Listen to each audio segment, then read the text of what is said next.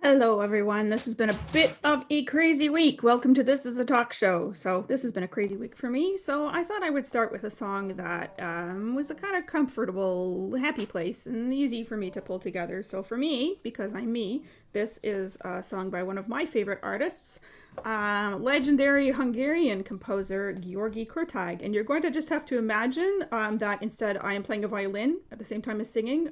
Actually, there's supposed to be, imagine that I have a violinist here with me. But instead, because this song only has two notes in it, I'm playing it on my little piano app. And if it starts playing an ad for TikTok or something like that in the middle of it, well, sorry. Here we go.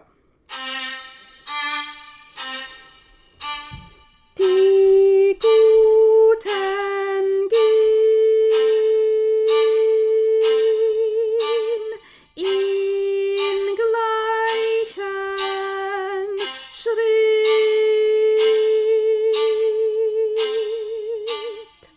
ohne von ihnen zu wissen, tanzen,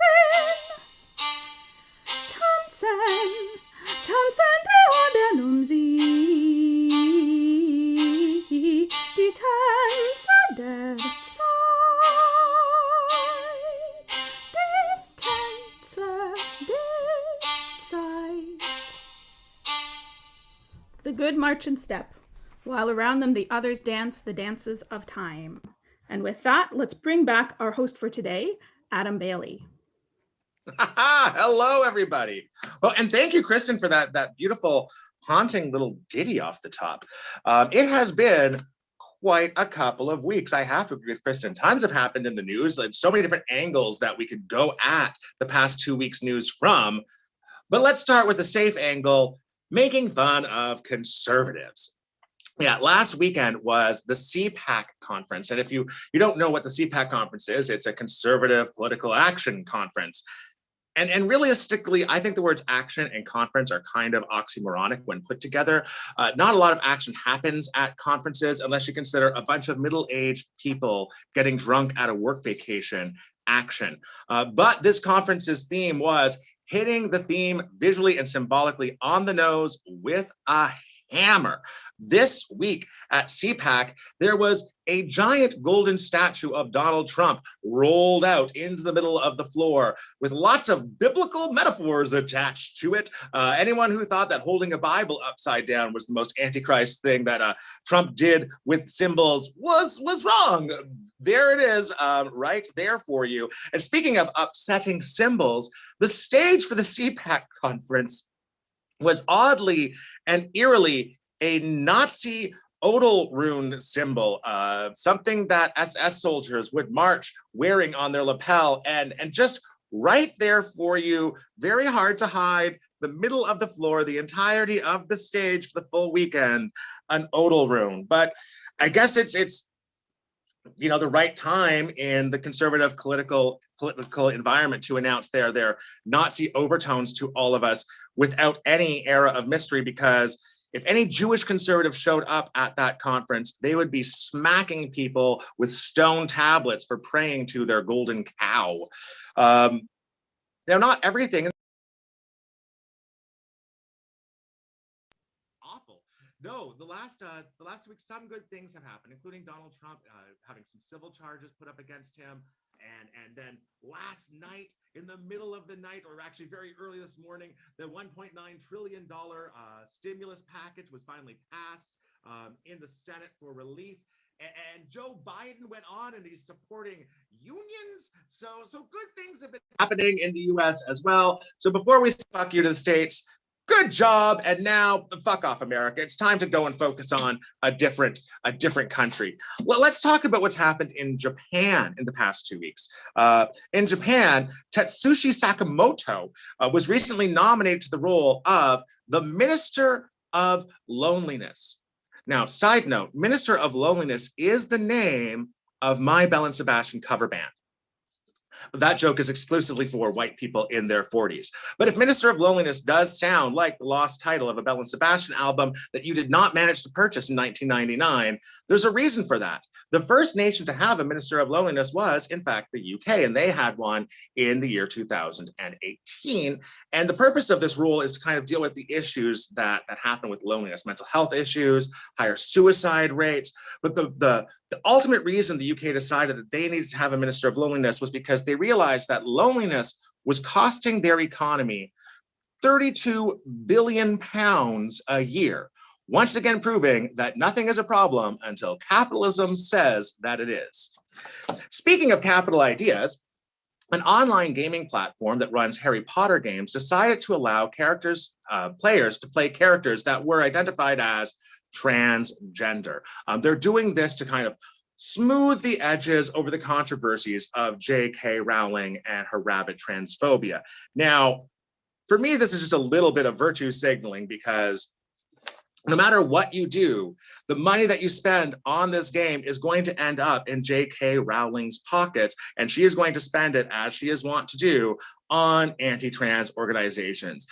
This is the sort of virtue signaling that just, if you're going to have a guilty pleasure, have a guilty pleasure. Like if you're like a gay person or an ally who loves those Chick-fil-A sandwiches, I guess, there's nothing I can do to stop you. You can even sneak one on your way to a gay pride parade while you're wearing your pride flag on your back and your pins on your lapel. But if Chick-fil-A, this rabidly homophobic organization that spends their money on anti-gay initiatives, suddenly wrapped up one of their burgers in rainbow wrapping paper, stuck a pride flag on top, and called it the Stonewall Special, and you decided that that was a sign of your allyship to have one, I'd have a lot of words for you. In fact, it's the virtue signaling of the type that you expect to see on the stage of the Golden Globes, where they hired every Black presenter in Hollywood that they could find to cover up the fact that the Hollywood Foreign Press Association, the group that runs the Golden Globes, doesn't have a single Black member, and they failed to nominate any film that was led by Black creatives to Best Picture, comedy or drama.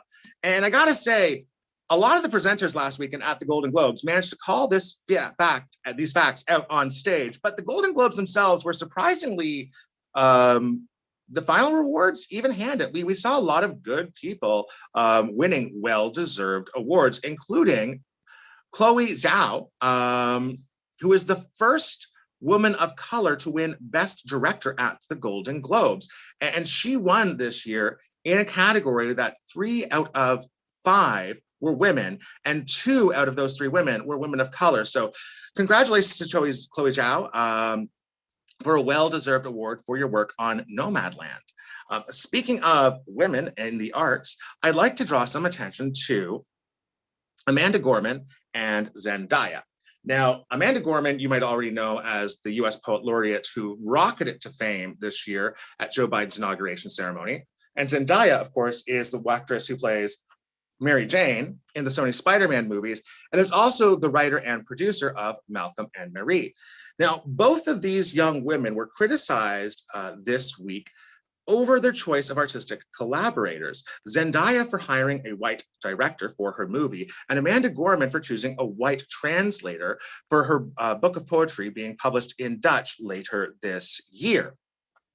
Now, while I understand the issues with cultural appropriation that we've been grappling with for over the past 10 years now, and the harmful impacts of cultural overreach that can happen when people in dominant cultures try and tell the stories of people in other cultures that they don't belong to, a complete moratorium on cross-racial collaborations is not the solution for these woes. And I have to say, I really think that the reason that these 2 women got criticized was because they are young and female.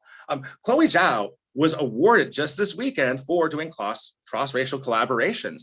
And she was awarded the same show where Norman Lear got a Lifetime Achievement Award. Now, this old white dude is not famous just for telling stories of old white dudes, although one of his sitcoms was.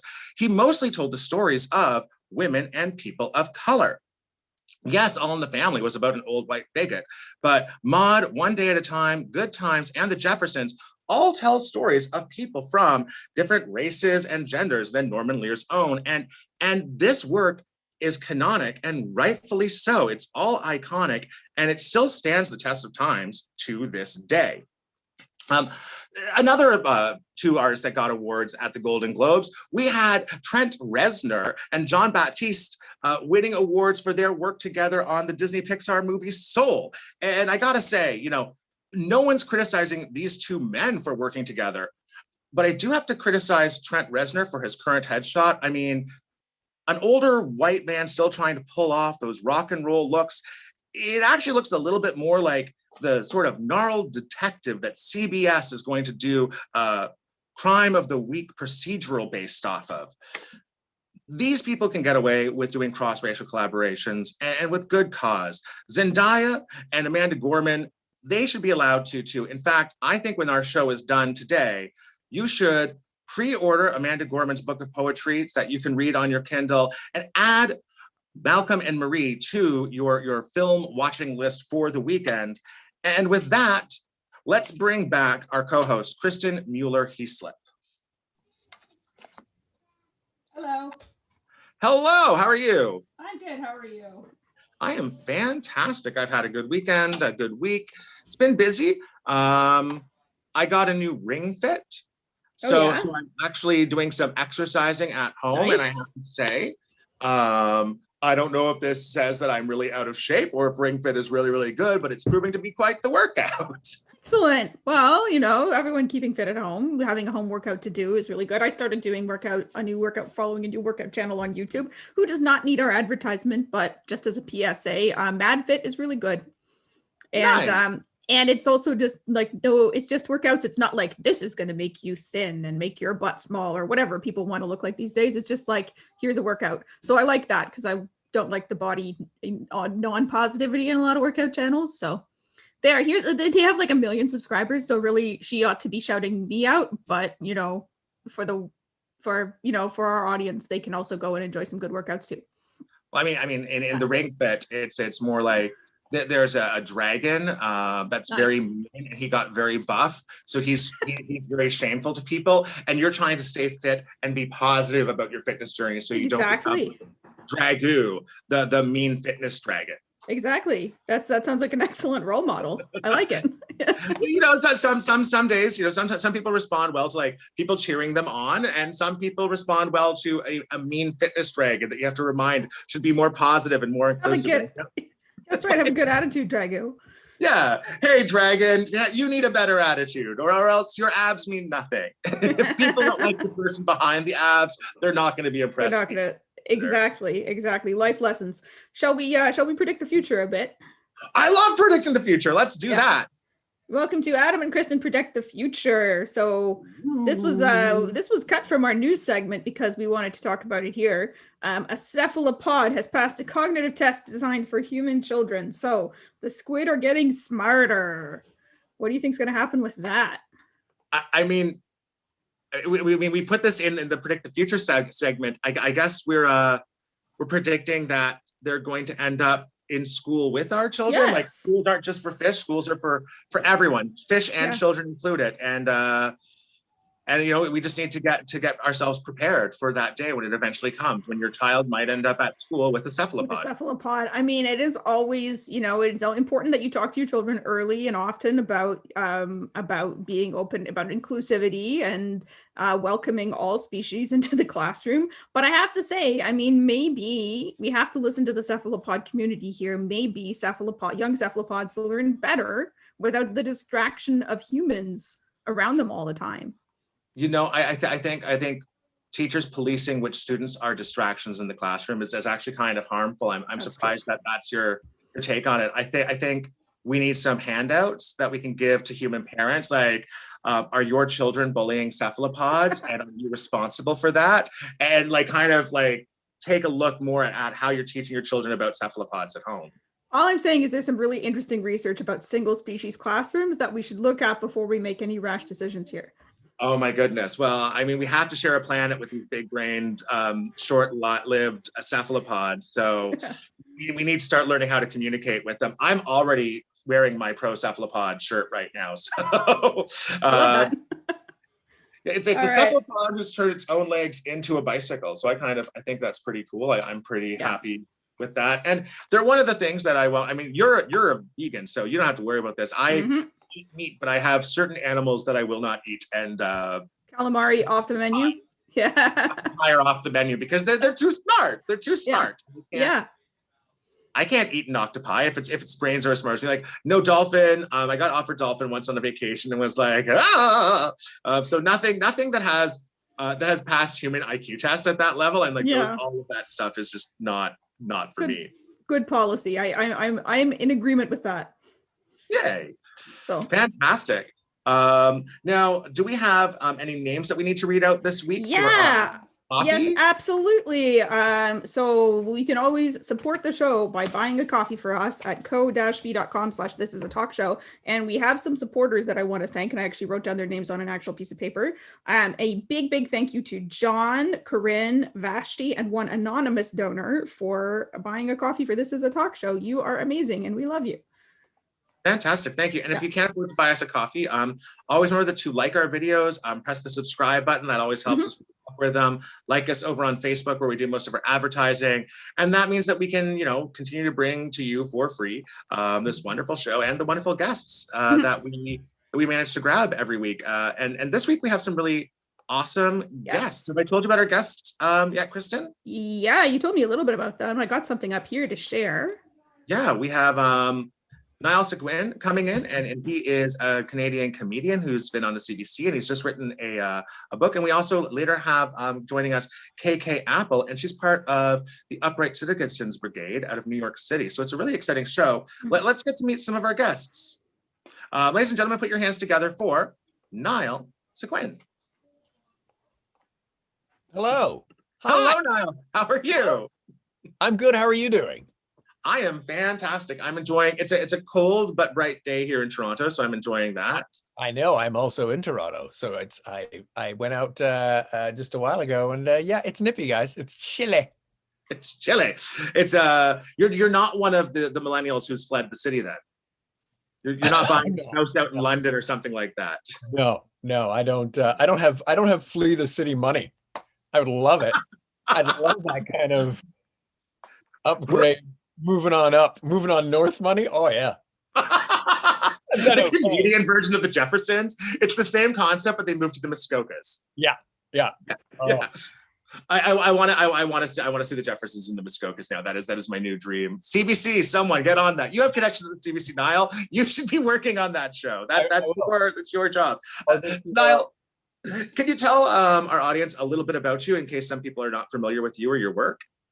Yeah, sure. So I started off as a stand-up, and then from there I branched into TV, some acting, some writing, just a little bit of everything, because you're in Canada and you gotta multitask if you want to put together a life. In Canada, where the only type of famous is regionally famous. Exactly. Unless you do something terrible, unless you do something there are ways of becoming famous in Canada, but it's usually Parliament or prison. So you take your pick.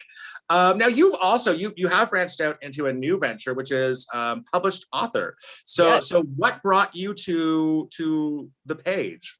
Okay, so it was the beginning of the pandemic, and I was hanging out with a friend, and she's always like, "Oh, you should write a novel." And so I was going to in the spring, and then I got a writing gig, and I was like, well, I think I will take that. And then by the time all the dust settled from that, it was close to around November. And so I was like, oh, well, why don't I just do it for NaNoWriMo, which is this thing, for those of you who don't know, NaNoWriMo is this thing where you sign up, it's free, and you pledge to write a novel in 1 month. And the novel they put at is minimum 50,000 words. So it's this fun thing. You can put in your word count for the day, and it lets you track like what you're on pace to finish for and all of that stuff. So it was kind of fun. Yeah. Wow. So you've published it. You've written 50,000 words. It's out. It's available on Amazon on Kindle. Yes, on Kindle Direct Publishing, KDP, I think. Kindle. It's on Kindle. It's on Kindle. So if you have the Kindle app, you can definitely get your hands on this. And it's called Mission Redacted. So I don't even know if I can talk about what the subject matter of the book is because, you know, it's all been blacked out. Go ahead. Well, tell us what your book is about. It's basically, I mean, the log line that I give to people is that it's Mission Impossible meets Clerks. So it's basically about this guy who's part of this secret government agency called Custodial Services. And basically what they do is they run around cleaning up the messes that other secret super spy agencies make. And so if you like mid 90s action films, then this might be for you because there's a lot of references. Because I'm basically saying it like the premise is basically this is a world where all of these action movies happened at the same period, and he's like in the background connecting the dots and making stuff happen. So like Will Smith and Jean-Claude Van Damme might actually bump into each other in this world you've created. Yes. Well, I couldn't do Independence because those are stakes were way too big. But I did do like there's a bit of Mission Impossible. There's a bit of The Rock. A few things. Like Nicolas Cage when he was an action hero and not like whatever he is now. Before he metamorphosized into. I recently heard Nicolas Cage and Tom Cruise that they have sort of the opposite career, that Nicolas Cage kind of has this like action movie thing going on in the 90s. And then when everything becomes action movies, he's like, no, I don't want to do that. I'm just going to do weird roles in independent movies. And Tom Cruise has this career where he was doing like all of these weird, cool kind of independent movies. He was like in Magnolia, working with P.T. Anderson. And then suddenly when all the action movies took off, he's like, you know what? No one's watching Independence anymore. I'm not going to do that. I'm putting everything behind quality action movies. Right. And so the Hollywood foil for each other would be Tom Cruise and Nicolas Cage. Yes. Do you buy that theory? What? Do you buy that theory? No, but I like it. So print the legend. No, where can people find, we already discussed this. This is, it's on Amazon, on Kindle. Where can people find more of your work outside of this one book that you've written? If they want to laugh with Nile, how would they do that? Twitter. I'm on Twitter at Nile Sequin. Is the best way to find me. Like I have some stuff on YouTube and I got great problems, guys. Because I was going to start a YouTube channel. I had some content that I was lining up and then I got another writing gig. And again, given circumstances, I'm not going to turn down work. So that's are these top secret writing gigs? You've gotten 2 writing gigs. You're not. So what are the writing gigs that you've been working on? It's actually for the same. It was. I mean, I think I can say it now. Yeah, I can say it now. Yeah. So last summer was for the 2nd season of the Hardy Boys reboot, and that was a development room. So we did the first 5 episodes, sent them to the networks, and it was like, huh? And so we just heard back. Like last month, and they were like, yeah, sure, bang out another few episodes. So now we're finishing the season. Oh wow. And in those like old-timey teen things retooled for today seems to have like, because Nancy Drew's got one. We've been enjoying Sabrina the Teenage Witch, Hardy Boys. Although I gotta say, South Park did add a queer twist to Hardy Boys that we still rock in this house. If anyone says I've got a clue in my home, it means one thing and one thing only. It's nothing to do with solving a mystery. There's no mysteries involved. I haven't watched that episode, but I'm going to. And they're called the Hardly Boys in the South Park episode, and it's they're trying to solve a 9/11 conspiracy things. So it's got everything that you could want in an episode. It sounds like a gift that keeps on giving. Now you're so fun to talk to. We've already had our time for the interview. Would you stick around and do the news with us? Sure. Fantastic. So we're gonna put you on pause just for one moment, and we'll invite you back for the news. Everyone, thank you very much. That was Nile Sequin. Nile Sequin. I want to make you a Neil today for some reason. Let's bring out our next comedian from New York. She's a member of the Upright Citizens Brigade, KK Apple. Oh, wow. Hello. Namaste. Wow, I'm already feeling such good energy in the digital space. Yes, you can kind of feel it. Reach out and touch it. Why don't you? Okay, I can't see the chat. I'm sorry, I'm getting ahead of myself here. My name is Seychelle Artemis Gayatri I, but you can call me by my birth name, Carol. Welcome to your deep, body meditation class. It's so easy to get disconnected from our bodies these days with all these virtual worlds floating around, Snapchat, Zoom, TikTok. I'm not on social media. So let's discover our bodies, shall we? Relax, close your eyes, feel your feet on the ground and the length of your spine all the way from the top of your head to the base of your bulging flank hocks. Yes, that's what I'll call it. It's hip to be woke and in touch with our bodies these days, but I'm a woman and I was raised to know that my body is gross. And so I won't say any specifics. Deep breaths in and out, in and out. Explore the expanse of your chest as it rises and falls, and those things on your chest, they're called, what are they called? They're called brief flesh orbs. Yes, that's what we'll call those. Brief flesh orbs rise and fall. Sure, we all love self-care, but actually loving our bodies? No, that's absolutely disgusting. Now let's move our focus to your center of gravity. Feel the bones of your Pelican Brief. The Pelican Brief. Yes, it's a thriller novel by John Grisham that was then a movie with Julia Roberts, which was all named after this set of bones here, down here, your Pelican Brief. It is for sure called that and not something I made up to avoid thinking about my own crotch. Well, don't we all just feel relaxed? Let's try doing a visualization here to deepen our meditation. Imagine we're going to birth a spiritual baby together, yes? Feel a beautiful ball of energy in your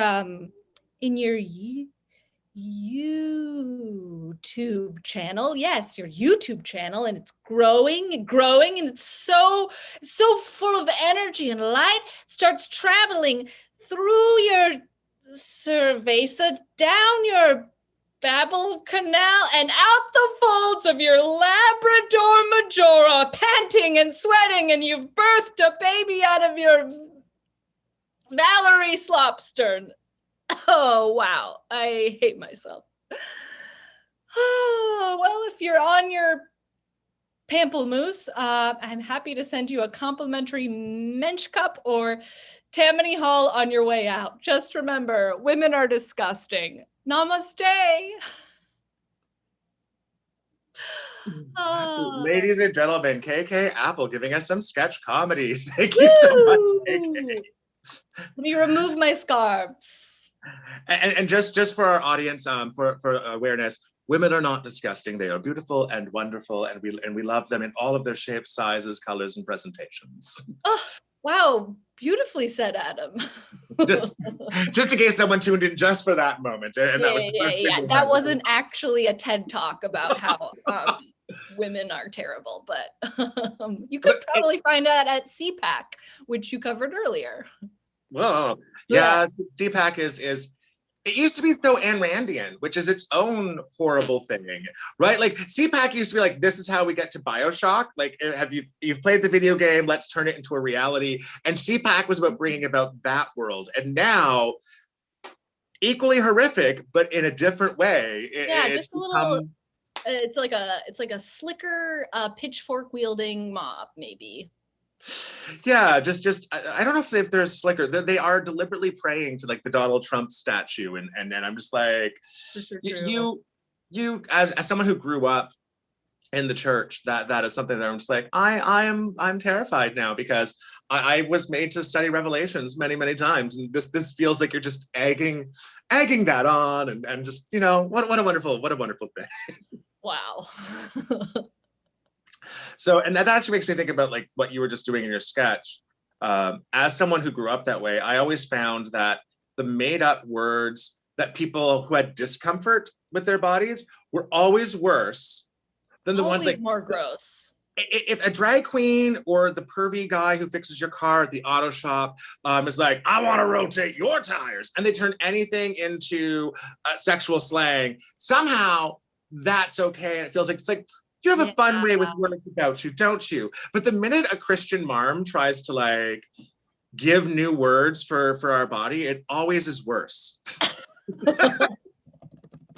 Or like, did you hear what was the like radio friendly version of Wet Ass Pussy, the Cardi B song recently?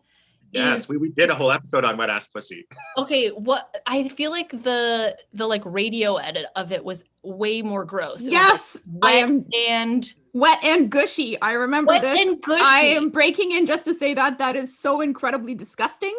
I was like, when I heard that, I was on a forum once, like a million years ago, with someone who kept using the phrase "get their poop in a group" instead of "get their shit together," and I'm like, that's way grosser, because No. I don't know. I'll go now, but I was like, stay with us, Kristin. That's fine. Yeah. Wet and gushy. Hey, Kristin, like, this is great. Way grosser than wet ass pussy. Mm-hmm. Yeah. All of a sudden, we're in like a weird damp mop territory when you could have just said wet ass pussy. I don't know. And who doesn't like one of those? I mean, yeah. I'm a gay man, and I can still appreciate that good lubrication. You gotta have love for a good lube. Experience. Yeah. Yes, it's there just we go. And that's what I'm here to talk about today. That is my tech talk. KK, I know you didn't just come here to tell us about our body parts. Why don't you tell us a little bit about what's happening in New York City and what you're doing as an actor with the Upright Citizens Brigade?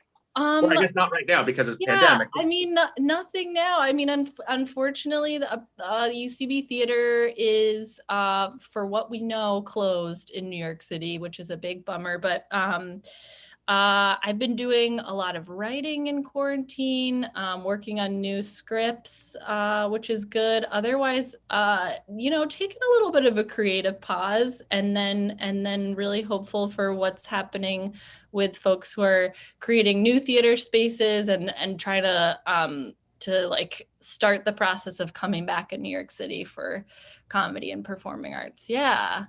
Now, I know that you're already a hilarious person. So whatever happens, you're going to be landing on your feet, because you made me laugh from the first moment I met you. You. Well, where can we find some of your comedy? Is there a way that we can find some of your comedy online? Do you have any other podcasts that you're doing right now? That is a great question. You could follow me on the internet.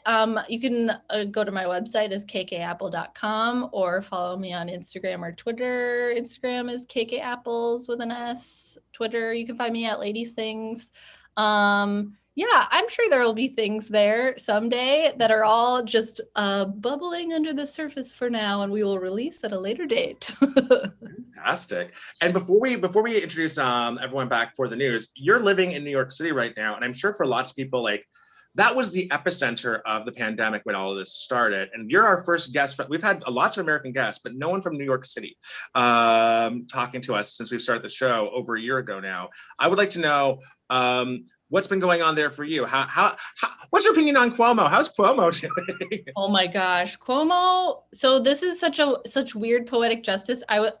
This past summer, I worked with someone who would not stop talking about how much they loved Cuomo and how they thought he was hot and calling him daddy constantly. And I was like, number one, no, he is not that great. Number two, we need to stop putting our political leaders up on like gorgeous pedestals, because then this shit happens.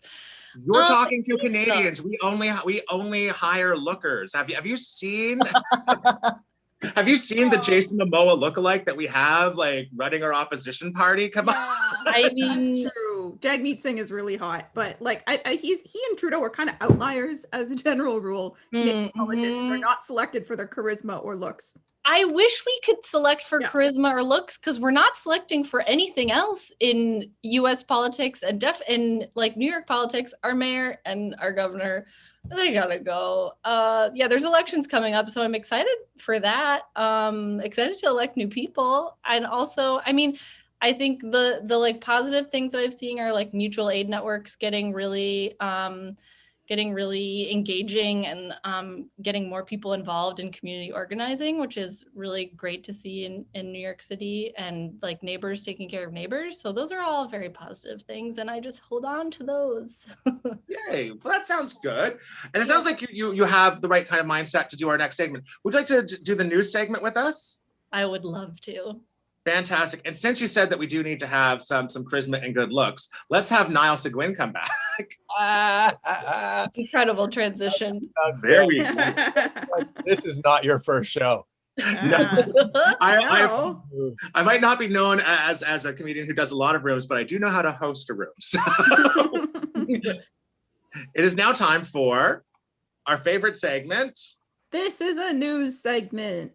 All right, so how this goes is I'll give you a brief overview of some story which was in the news this past 2 weeks, and then we'll chat about it. Just a PSA to everyone out there, we're not journalists. We do not have any kind of pretension to being journalists. So if there's an important story happening that we didn't cover, it's not because it's not important, it's because we didn't want to make jokes about it or because we didn't notice. So with that being said, let's start with our first very important news story. This actually is a real news story. The COVID baby boom is looking like a baby bust. This is data from the US, where the birth rate is down something like 7 or 8%. I couldn't find a good number for Canada, but also the birth rate is declining here, though it has been for quite some time.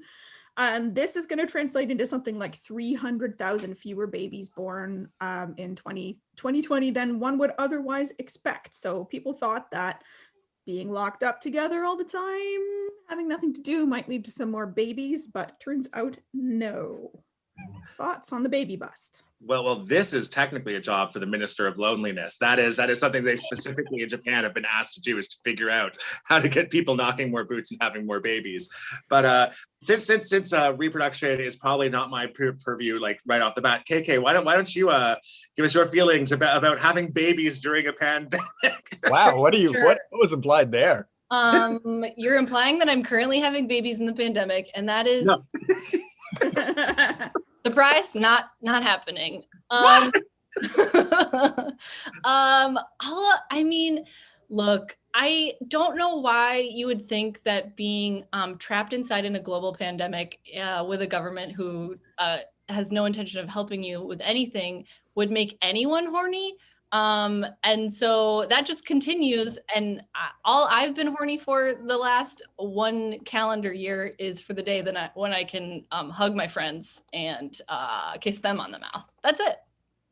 Nile, you live in a country where we're getting, $900 every 2 weeks from the government if you don't have a job and we're a gig worker. Are you a bit hornier than KK is? No, that is the craziest story. I mean, just because there's a pandemic doesn't mean that all of a sudden you're like, fuck condoms. Like, that doesn't make any kind of sense.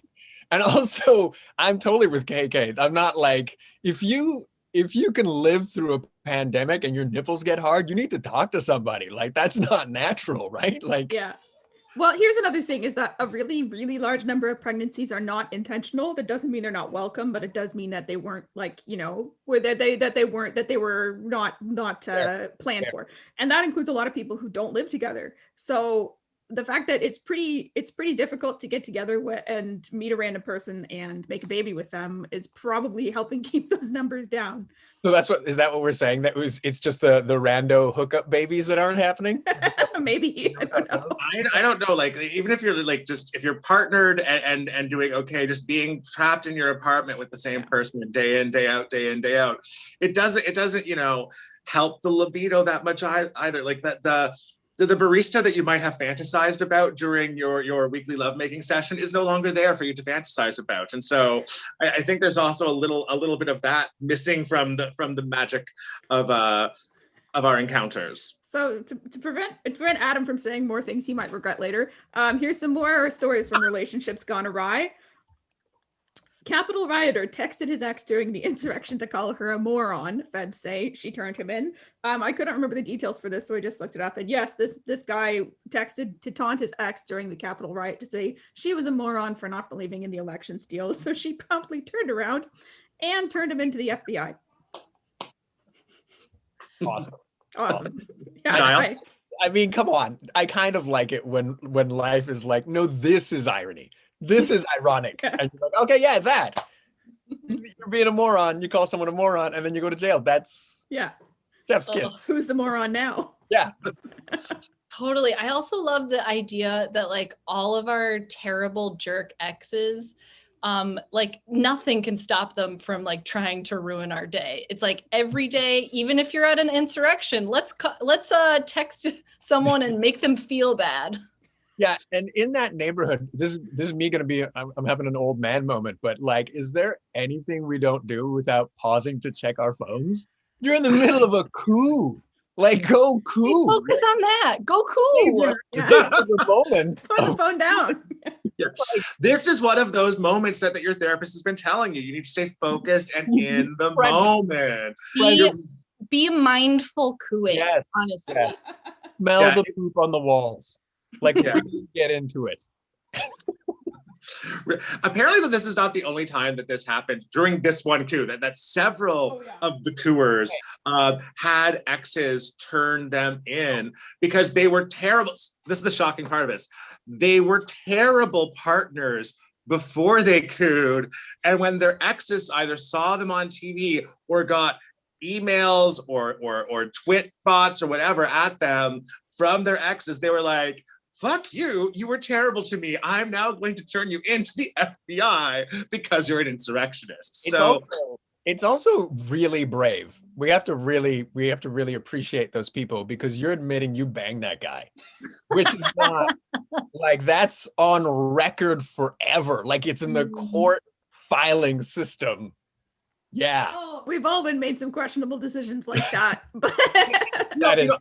I haven't said this, but like if I had met like the shaman, the QAnon shaman with the horns and the shirtlessness and whatever, if that was someone at a Jamiroquai concert trying to look like Jamiroquai and he was tall and shirtless with the tattoo, I would probably have been like, I'm gonna see if I can tap that. Different circumstance, and now he's hideous and buffoonish to us, but he stayed in shape. A lot of those insurrectionists, if you're shallow, they could be okay. Ow. No. Once again, before Adam talks himself into a corner, he doesn't. Obviously, if you date them for more than one date, you're gonna find out who they are, and then you're gonna have a reason to call into that. But sometimes you just bang hot, right? Like sometimes you go out and someone is very good looking, and you go and you have a one night stand with them, and then in the light of day, you see the posters on the wall that you missed when you came to bed, and you're like, oh, you're a very bad person, and I feel awful about this encounter right now. We have to appreciate your honesty. Yes. So Q Shaman, give Adam a call. Moving on to our next story. Chinese court orders man to pay wife for housework in landmark case. So this is a divorce court. Included in their division of assets, compensation for housework done on the part of the wife. I believe it turned out to, according to the story, about $7,000, $7,700, which is frankly not a lot of money. So thoughts, guys? Getting paid to do the dishes. I like that. I'm with that mostly because I'm often the person who does the dishes. Although, I could get slammed for the washroom. Yeah, I can't break up, you guys. It's so expensive. Like go off, lawyers. Get all you can get from your divorce settlement, I guess. Domestic labor is something we don't understand how to deal with or quantify in any countable way. So interesting that it only was $7,000. Was that just like 1 year, or it was like 5 years, I think? Okay, well, I'm putting that down in my taxes for remuneration later. That's not great, right? What is that, like 2,500? Not even. It's like 1,300 a year, something like that. We don't know the relative economy of where they are in China. That $7,000 could be worth more in their. We don't know how big the place was. Maybe it was a That's true. That's true. It might be a really small apartment. We need more details. I want to know more about this family's life, and also just the gravitas to go and do and to make the lawsuit happen, because that has to be the first. Like, why isn't this happening all the time? Is this the first burst to be like, yo, I had to clean your washroom, give me the money, like give me the money. I support her, you know. It has to, I mean, do you think it was above and beyond? Because it was like a judge was like, no, you're paying for that for sure. Well, Yeah. I don't know. Mm. Yeah. You also did, like, what are you doing your taxes? You have to deduct the personal use portion, right? So if like you have an office, but you use it half the time for just normal life, then you can only deduct 50% of the cost. So maybe it was like, okay, well, housework would have cost X amount of dollars. You enjoyed the clean bathroom as well, so he has to pay you for 50% of that. Anyway, this is very exciting content. So let's move on to our next story. I live in Montreal, and I'm always learning new and terrifying things about it, including the fact that it is not illegal to hunt on the island of Montreal, which is multiple municipalities, and some parts of it are not developed. There are some kind of big forest type places still in the land where you can just go out with a gun and shoot things if you feel like it. This is maybe a story for me only. I don't live near any of those places, and I am definitely not going for any walks in the woods now. But thoughts on hunting in semi-urban environments? Because isn't the Isle of Montreal like sort of like Manhattan Island is to New York City? Isn't there like it's downtown Montreal, right? No, it's way more than that. Montreal is, I won't go into again too much backstory here, but Montreal is multiple municipalities that are loosely federated, and parts of the island are not developed. There is actual forest on the island of Montreal. Which I do not believe is the case in Manhattan. KK can correct me if I'm wrong. But yeah, it's I forget which one of the municipalities were like, can you guys ban this? And the province was like, no. KK, since we already asked, like, how would you feel about this happening in Manhattan? I mean, we have a similar thing happening, and it's called the New York Police Department, because they just get to come out and wave guns around at humans whenever they want. But wow, yeah, I guess are people provided like fluorescent hats? No. Do they know when they're entering a hunting zone? Nope.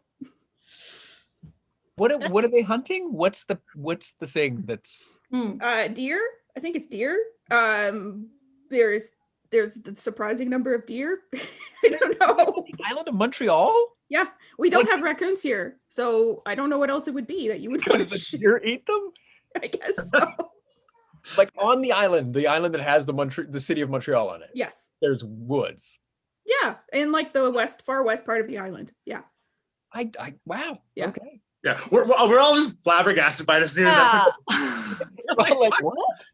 I've been to Montreal, and yes, there's some woody parts of it, but I just thought that was good park planning, not, oh, be careful, you're gonna get shot. You're gonna get shot. There's also no fluoride in the water here. I wish someone had told me these things before I moved here. Yes, Montreal is messed up. Cheap rent though. Well, maybe we should move away from Montreal. Is there any other news that we have, Kristin, that's not? Yes, we have our recurring segment, News from Space. In this week's space news, Elon Musk and SpaceX launches and lands Starship prototype, which later explodes. And there were some better headlines of this, which said it had successfully launched a spaceship which exploded. So, okay, maybe our panel can tell us about some of their successful ventures, which later blew up in their faces. Or we can just all make fun of Elon Musk, which is something I'm always down to do. Have either of you had anything that you call a success that was actually an explosion? Oh, my career? Every line item on a resume. Yeah. It does seem like something that rich people are capable of doing that the rest of us are incapable of doing, is take something that is on the face of it the opposite, like a failure. Like that's not what that should have been at all. Your spaceship does not succeed in landing if it then blows up a second later. But rich people are capable of being like, no, that was a success, and we just buy that story. Screw you, rich people. They've got really good PR reps. I think if I had a PR rep who was permanently like, yeah, sure, KK tried to finish her writing for today, but instead did absolutely anything else, they could spin that into something really beautiful that would be a cool headline. I think we need better team. Elon Musk. When will you learn? Also, I feel like, was that the launch that was launching some kind of satellite for, one of his upcoming project is about, which sounds like it could be, he's spinning it as being, he's going to get everyone internet by having all kinds of satellites orbiting the Earth. No, I believe this is a prototype for the one that he wants to like sell tickets to go to Mars. Hot. Oh, that very practical trip to Mars. Yes, let's all colonize Mars. It's great. Oh, rich people in their dreams. They can all go to Mars. Just send them to Mars. That's fine. You guys enjoy. Yeah, if Elon and baby XYZ or whatever, what's his child's name? Oh, it's some alphanumeric string. It's not the baby's fault that No, Elon Musk but- is his dad. I know, but maybe just Elon should go. That's fine. Yeah. I have a hard enough time with white people naming their kids Satchel because it's like a hand, like just naming your kid after a handbag is just like, I think, like a terrible thing to name your child. Wait, who is a baby named Satchel? That several people have babies named Satchel. It's a very white, like if you want to be a white person that gives their kids an odder name, Satchel is one of the ones that we do. And I don't like it for a creative name because it's a handbag and I wouldn't want to name my child after a handbag. I like that you saw the opening and you're like, finally, I get to rail against Satchel baby. Satchel. I hate the name Satchel. I'm sorry, I've never met a child called Satchel. I don't know why this may be a very micro thing. Yeah, I feel like this might be a subtweet for somebody in your life. Someone very specific. If Adam is making fun of your baby, please call into the show and we will have you on. Next. All right, next story. All right, here we go. Ooh, this is a good one. Life found beneath Antarctic ice sheet shouldn't be there. This is probably less Lovecraftian than it sounds. Some researchers found deep below the ice, very far away from sunlight and any source of food, they found some like sponge barnacle type things, and it's a mystery. What are they eating? Because the closest source of food, they said, I think it was like 600 miles away or something like that. So there you go. There's something under the ice in Antarctica that shouldn't be there. Is this a setup for a horror movie, or is it just Tuesday in Antarctica? Nile, you're watching, you're writing our action stories for us. So what do you say? I mean, wow. I mean, interesting. But I mean, aren't there like tiny, super tiny, what are they called? I saw them on, I think I was watching Cosmos, where it's like these little beings that just float through space and live like hundreds of years. It sounds like I'm high and making this up. Tardigrades. Yes. They can live in space. They don't just randomly float about. No, they only live in space. They're all floating up there. In space, and they send down lasers that cause forest fires. Read a book. Oh, so it wasn't Jewish space lasers, it was tardigrade space lasers. Oh, And no, now it makes complete sense. The Jewish tardigrades, but I didn't bring it up because it's not relevant, you bigots. The race of your tardigrade doesn't racist matter. against tardigrades. Oh. KK, any thoughts on people living where they shouldn't? Oh, people living where People. they Or things living where they shouldn't? should. Wait, it's people under there? Get them out from under the ice. Why are we leaving them trapped in Antarctica? I mean, I feel like truly all science headlines could be the same thing, because like every time we go into like a deeper part of the ocean or a different part of like into the Earth's core, it's just like a crazy thing that we didn't even know was a thing before, and it's like, that's science, dude. That's science, dude. Okay, renaming that segment. That's science, dude. That's science. All right. That's nice, dude.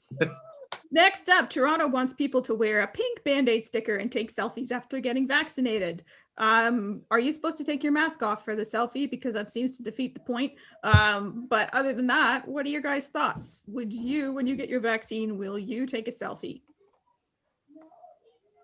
Sure. Yeah. I mean, does that do anything? I mean, I won't, if it does something, sure. If it's some sort of... I think it's maybe to make it look like cool.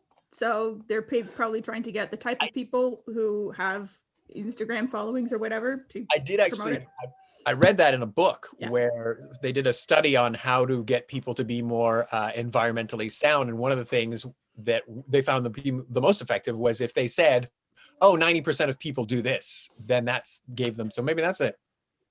Mhm. Yeah, and there's no harm to virtue signaling. No one has ever discovered any harm in virtue signaling. So I think it's okay to take a picture. KK's like, that's not true. I But I mean, think this is- slap a hashtag on it. That's a good public health strategy. So just put a hashtag on it. Put a hashtag on the Band-Aid, right? Like, There you just- go. I see what they're doing and why. It's sort of like the idea that you shouldn't take pictures without a mask. They were saying that earlier in the camp. Like if you go for a walk or whatever, make sure your photos have masks on them because it reinforces the idea of like wear that mask. So this is the same sort of thing. If you see people getting their vaccine, you'll be like, oh right, I should get my vaccine too. So Yeah. that makes. I mean, I know in the US there's just like not enough public education about vaccines still and how to get them and the like making the process very easy. So I don't know if we got to use influencers for it, then tell them to make TikToks, do whatever you got to do. There you go. There you go. That's the answer right there. So to finish off our news for today, I've got a whole roundup of animal stories, everyone's favorite. First off, something bit my butt. Alaskan bear bites woman from inside an outhouse toilet. This is a video of Baharak, the sheep, a sheep who went feral in Australia, was later recaptured and shorn of 77 pounds of wool. If you thought your pandemic hair was getting out of control. Here we have the first cloned black-footed ferret. She is adorable and her name is Elizabeth Ann, and she has been cloned and it will hopefully be returned to the wild to help this endangered species augment its population. And last of all, surly seal spotted on Charlottetown sidewalk, apprehended by police. So here the police in Charlottetown, Prince Edward Island are throwing their weight around by taking a seal that was wandering around downtown and bringing it back to the ocean. So now, normally when we have a group of stories like this, we like to let each guest pick one to do the talking. So KK, do you want to talk about a bear biting your butt?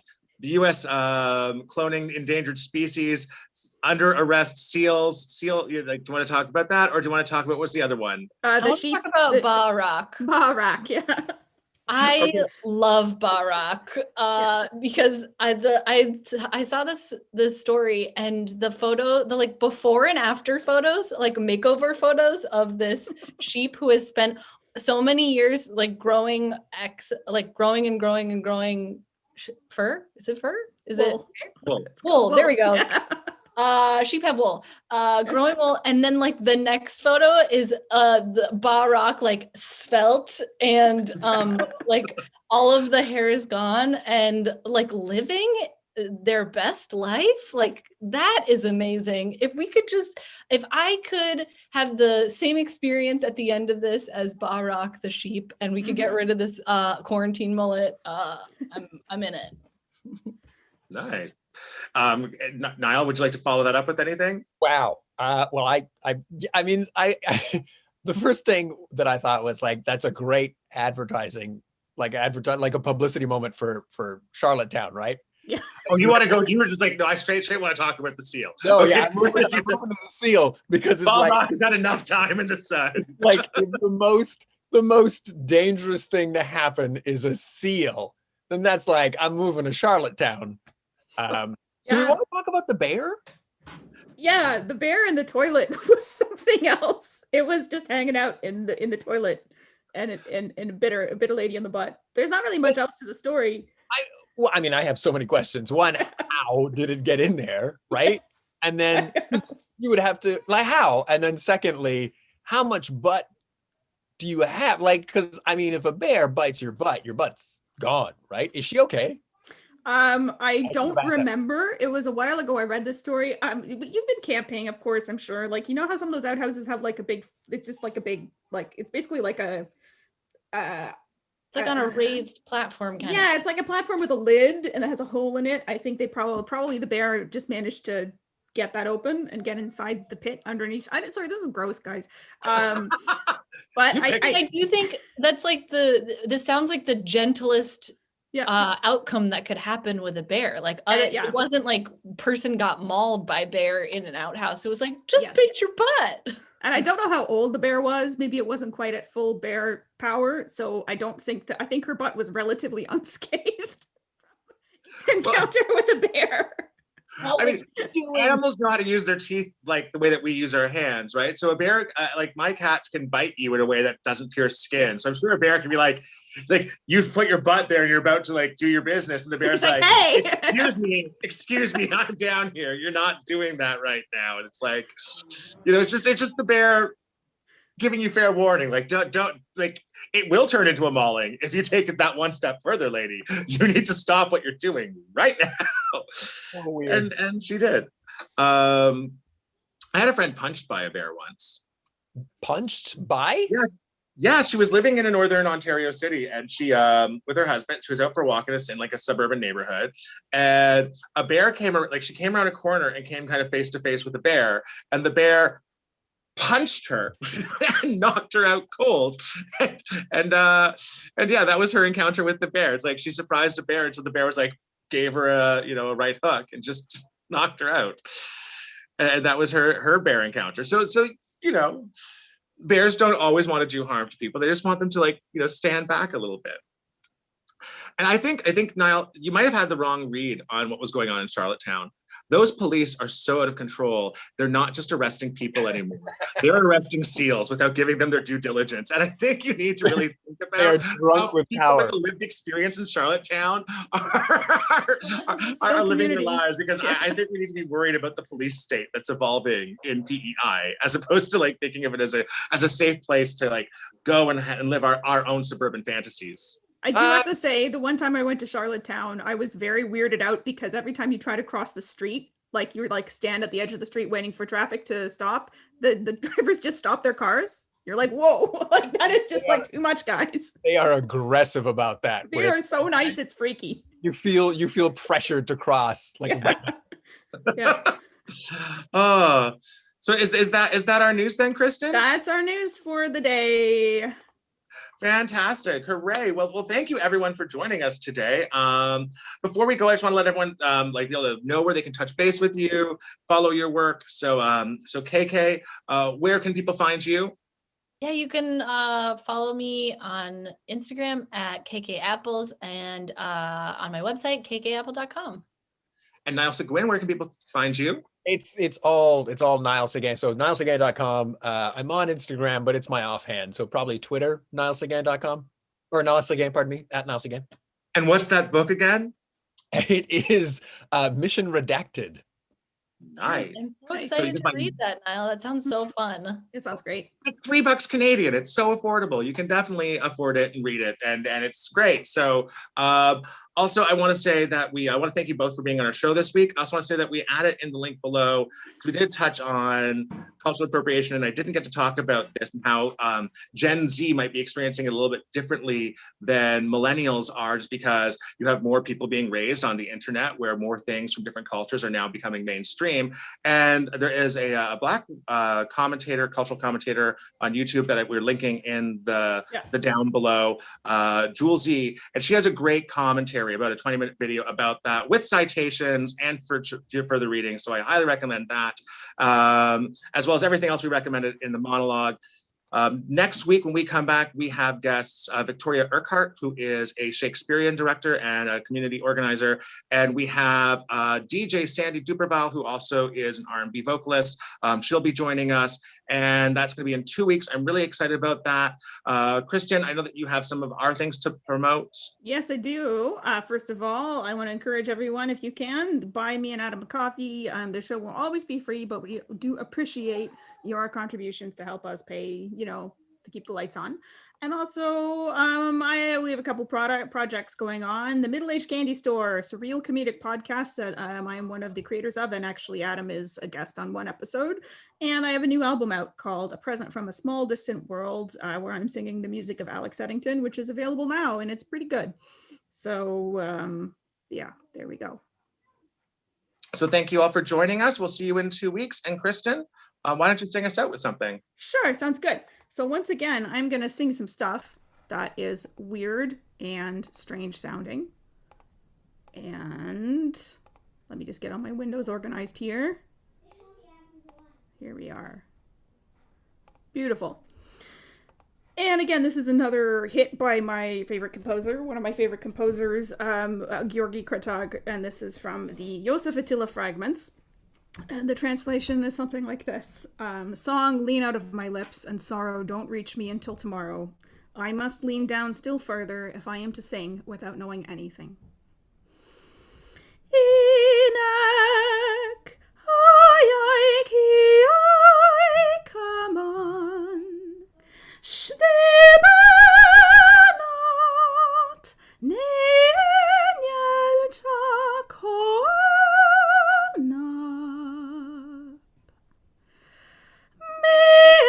Mebrekel meghailanom, od shamit nem tudon.